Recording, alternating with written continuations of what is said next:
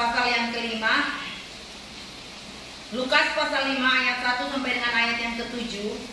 Saya membacakannya buat saudara.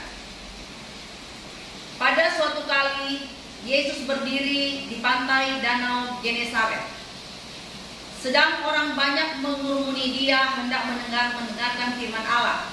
Ia melihat dua perahu di tepi pantai. Nelayan-nelayannya telah turun dan sedang membasuh jalannya. Ia naik ke dalam salah satu perahu itu, yaitu perahu Simon, dan menyuruh dia supaya menolakkan perahunya sedikit jauh dari pantai.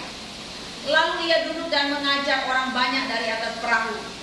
Setelah selesai berbicara, ia berkata kepada Simon, "Bertolaklah ke tempat yang dalam dan tebarkanlah jalamu untuk menangkap ikan." Simon menjawab, "Guru, setelah sepanjang malam kami bekerja keras dan kami tidak menangkap apa-apa. Tetapi karena engkau menyuruhnya, aku akan menebarkan jala juga." Dan setelah mereka melakukannya, mereka menangkap sejumlah besar ikan, sehingga jala mereka mulai koyak. Lalu mereka memberi isyarat kepada teman-temannya di perahu yang lain supaya mereka datang membantunya. Dan mereka itu datang. Lalu mereka bersama-sama mengisi kedua perahu itu dengan ikan hingga hampir tenggelam. Puji Tuhan. Saudara, mungkin firman Tuhan ini sudah sering kita dengar, tetapi kita harus yakin bahwa sampai hari ini Tuhan terus bekerja dalam segala perkara untuk mendatangkan kebaikan. Sekalipun yang kita jalani hari-hari ini penuh dengan pergumulan, penuh dengan tantangan, tekanan, tetapi yang kita tahu bahwa sekali lagi Tuhan terus bekerja dalam segala perkara untuk mendatangkan kebaikan. Peristiwa tentang Simon Petrus ini adalah peristiwa yang sangat menakjubkan, karena kita melihat ternyata Tuhan sanggup memberi kelimpahan di tengah kekurangan. Itulah yang saya namakan sampai hari ini mujizat itu nyata. Kalau saya melihat bahwa untuk Tuhan melakukan mujizat kepada Simon Petrus selalu mudah dong, karena dia berkuasa, ya. Saudara, untuk dia memerintahkan ikan untuk masuk ke perahunya Simon Petrus kan terlalu mudah karena dia berkuasa. Tetapi sekali lagi saya lihat bahwa Tuhan ini memberikan sebuah pelajaran buat kita bahwa ada bagian yang harus kita kerjakan, tetapi ada bagian Tuhan yang memang Tuhan akan ambil alih di dalamnya. Tuhan tidak pernah mendidik kita serba instan. Walaupun Tuhan dalam sekejap dia mampu melakukan mujizat, tetapi bukan soal perkara mujizat kan yang di sini yang ingin Tuhan berikan kepada saya dan saudara. Perkaranya di sini bagaimana Tuhan sedang membawa kita dalam proses pembentukan karakter yang benar. Bahwa segala sesuatu yang kita terima harus dibarengi dengan bukan sekedar iman dan percaya, tetapi tindakan kita. Karena Tuhan sedang mengajar Simon Petrus juga bahwa ialah dia melakukan segala sesuatu, termasuk kita yang ada di ruangan ini. Etos kerja itu penting sekali. Ya tidak? Bahwa kerja itu bukan sebuah kutukan, tetapi kerja itu sebuah kewajiban. Karena Tuhan memberikan kita tangan, otak, pikiran, sehingga kita bisa melakukan apa saja. Dan ketika kita mungkin tidak mampu, Tuhan memampukan kita untuk bisa mengerjakan apa yang mungkin sulit kita lakukan, apalagi pada akhir zaman ini. Nah, saya lihat bahwa seperti saya katakan tadi, ada bagian yang memang harus kita kerjakan kan. Bagian yang harus dikerjakan oleh Simon Petrus adalah dia harus berjuang. Dia harus menolakkan perahu itu, dia harus menebarkan jalan, dan saya lihat bahwa dia tetap harus melakukan hal-hal yang memang menguras tenaga, menguras keringat, bahkan dia harus menarik jala dengan sekuat tenaga. Nah, saya lihat bahwa orang-orang yang siap mau bekerja keras di bawah matahari, mereka lah yang akan mengalami kejutan spesial dari Tuhan. Dan saya lihat etos kerja yang dimiliki oleh Simon Petrus ini luar biasa. Saya menemukan bahwa Simon Petrus ini dia orang yang rajin, saudara. Ya, kenapa saya katakan dia orang rajin? Karena waktu Tuhan berjumpa dengan dia, saudara, dia dalam kondisi baru saja melakukan perjalanan menangkap ikan sepanjang malam, tapi tidak ada hasil. Saudara perhatikan, dia orang yang rajin, bukan nganggur. Sepanjang malam dia bekerja keras untuk mencari nafkah. Tetapi dalam pencaharian itu dia tidak menemukan keberhasilan. dia tidak menemukan apa-apa. Itu yang pertama.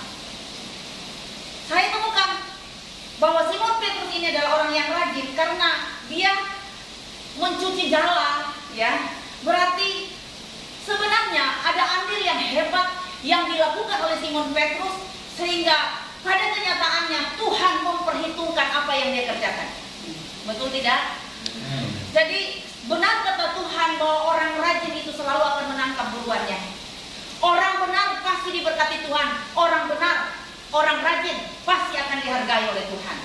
Saudara, bagaimana mungkin Tuhan akan menyatakan kuasanya kalau dia temukan kita dalam kondisi malas? Sementara firman Tuhan tidak punya, atau Tuhan tidak punya kepentingan, Tuhan tidak punya sesuatu yang bisa diberikan kepada orang malas. Karena Tuhan hanya punya kepentingan memberkati orang yang rajin. Amin. Dan firman Tuhan katakan, orang malas pasti akan miskin dan sengsara.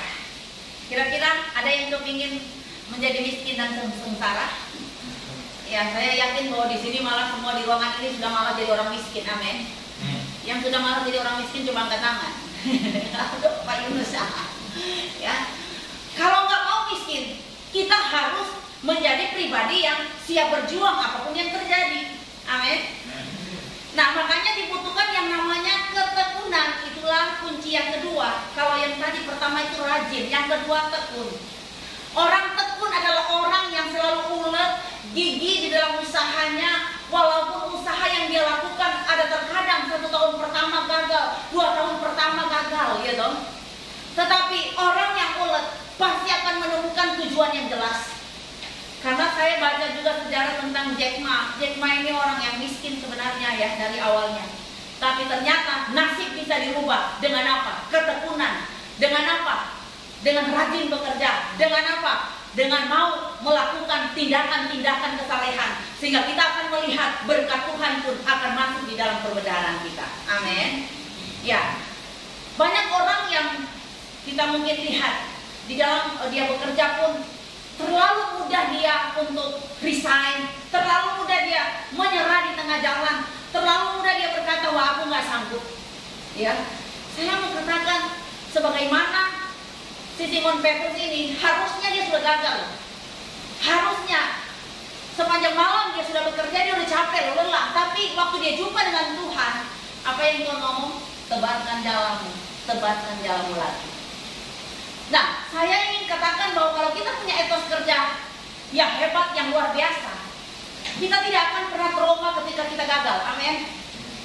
Ya, saya yakin percaya bahwa orang yang mau melihat kesuksesan, yang mau melihat masa depan yang cerah, apapun yang dia lakukan, walaupun ada gagalnya, walaupun mungkin tidak ada hasil dalam tahun ini, tetapi saya yakin orang yang ulet bekerja, satu hari kelak apa yang dia tabur, dia akan tuai.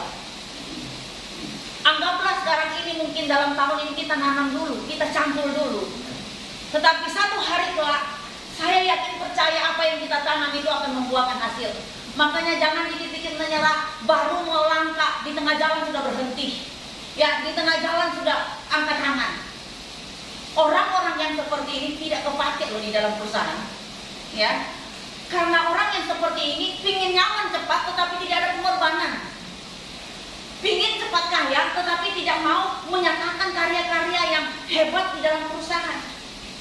Makanya kalau mau supaya hidupmu terangkat, ciptakanlah sejarah baru di dalam setiap apa yang kau kerjakan. Saya melihat orang-orang yang kerja di bank, ya. Saya coba tanya, kenapa dia cuma di situ saja, di situ aja. Ternyata dari pihak bank mereka itu akan menaikkan jabatan kalau ada prestasi, ya. Jadi ternyata bukan karena Anda lulusan S1, S2, S3, tetapi ketika Anda punya keahlian khusus, disitulah engkau diangkat, betul ya?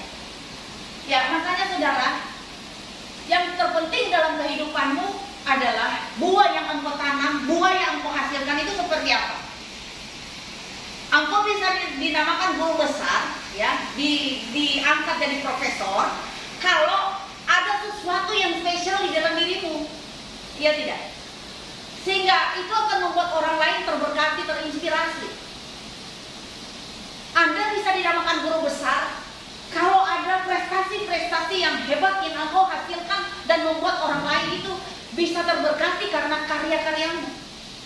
Makanya hari ini saudara, mari, walaupun kita kerja belum ada hasil, tetap berjuang, tetap kerja keras, tetap tanam benih. Saudara, waktu awal-awal kami pelayanan, saudara, 1-3 tahun nangis loh saudara. Saya mengalami di mana 1-3 tahun kemana-mana naik sepeda ongkel, ya. Bahkan saya harus jualan kaos dalam, celana dalam anak-anak kecil di depan sekolahan, ya, naik sepeda. Kalau mau dipikir, saya ini hamba Tuhan. Kalau saya mungkin mengandalkan keluarga saya anak tunggal, apa saja yang saya minta kepada orang tua saya percaya walaupun mereka hidup dalam kesederhanaan, mereka masih sanggup untuk memberikan sesuatu buat saya, apalagi saya anak tunggal.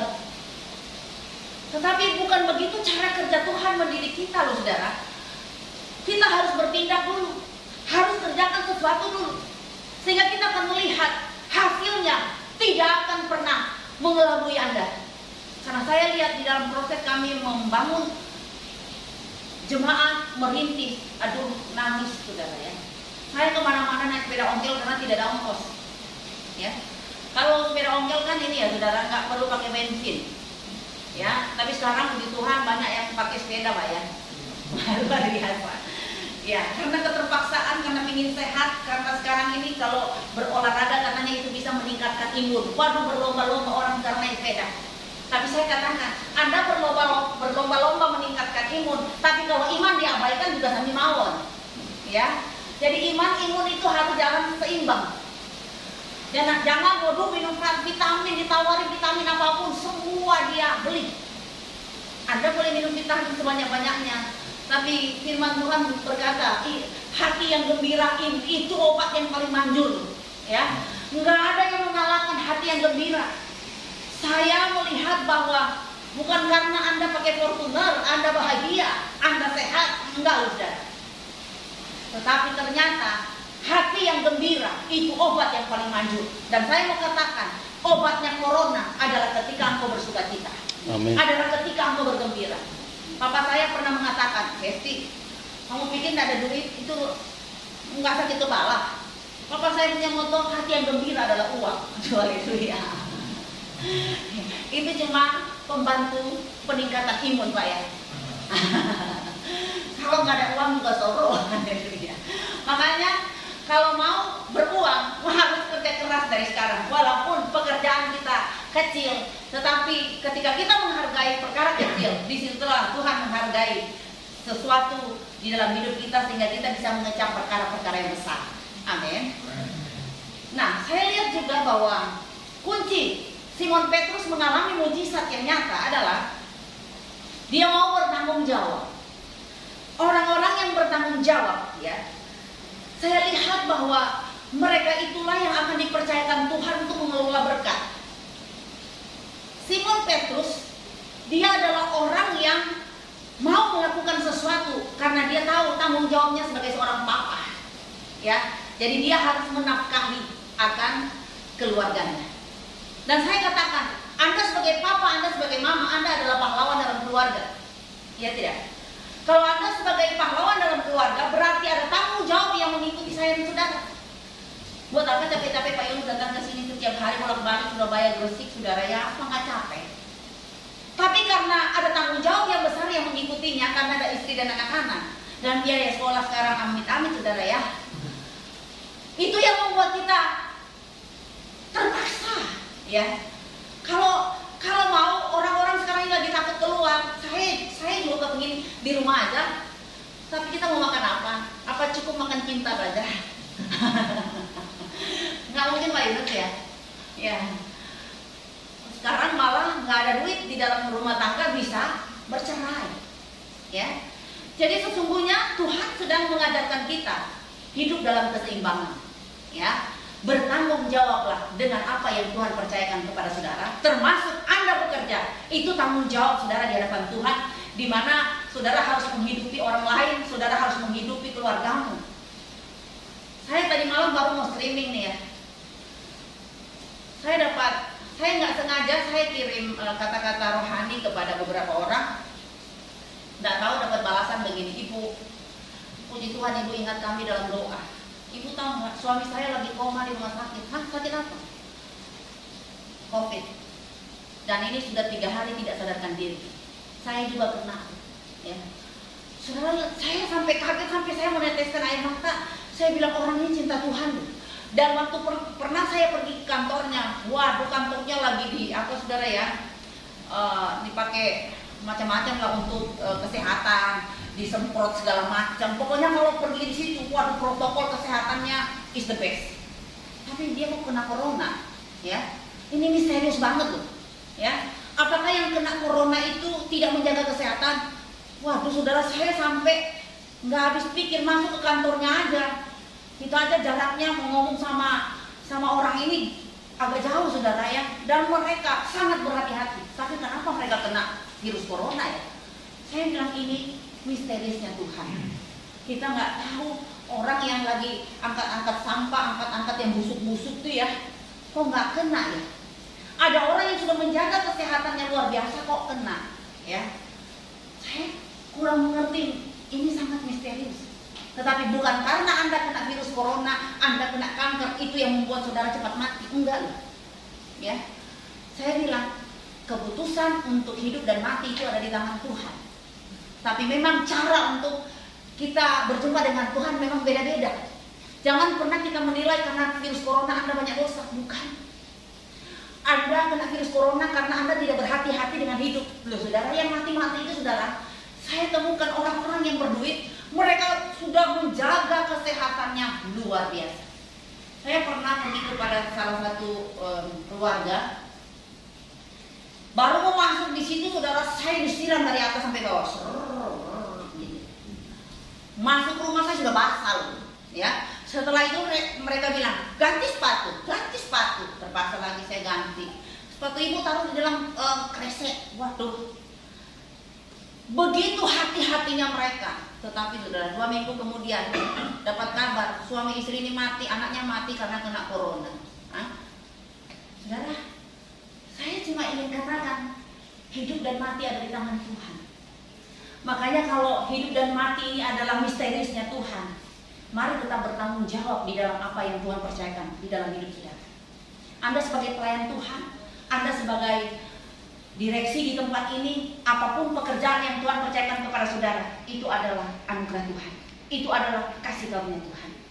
Ketika pun Tuhan panggil saudara, saya percaya Anda punya kepastian keselamatan di dalam Tuhan. Jadi untuk masalah sakit penyakit tidak akan membuat saudara mati ketakutan. Waduh, saudara mungkin galau saudara ya.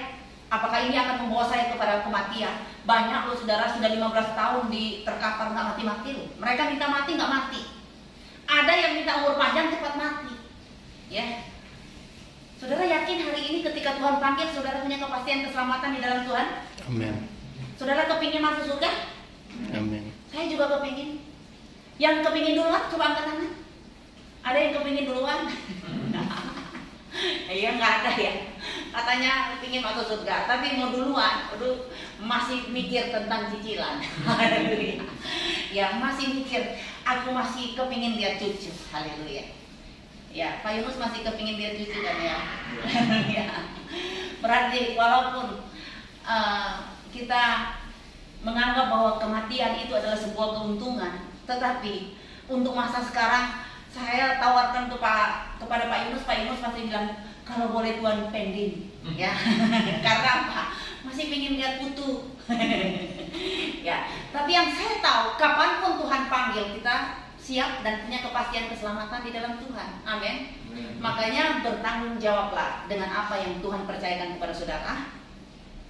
Karena saya yakin ketika saudara bertanggung jawab dengan kehidupan ini, saudara akan melihat surprise akan datang buat saudara, mujizat Tuhan akan berlaku buat saudara, dan anak cucumu tidak akan pernah minta-minta roti. Ya, saudara tahu bahwa tanda kedewasaan seseorang adalah dia mau bertanggung jawab. Di dalam pekerjaan, Anda akan terus loyal di tengah pekerjaanmu, karena pekerjaanmu itulah yang membuat engkau dapat upah. Betul? Sekarang ini lo banyak yang di PHK lo. Sekarang ini banyak yang 2 minggu kerja, 2 minggu libur.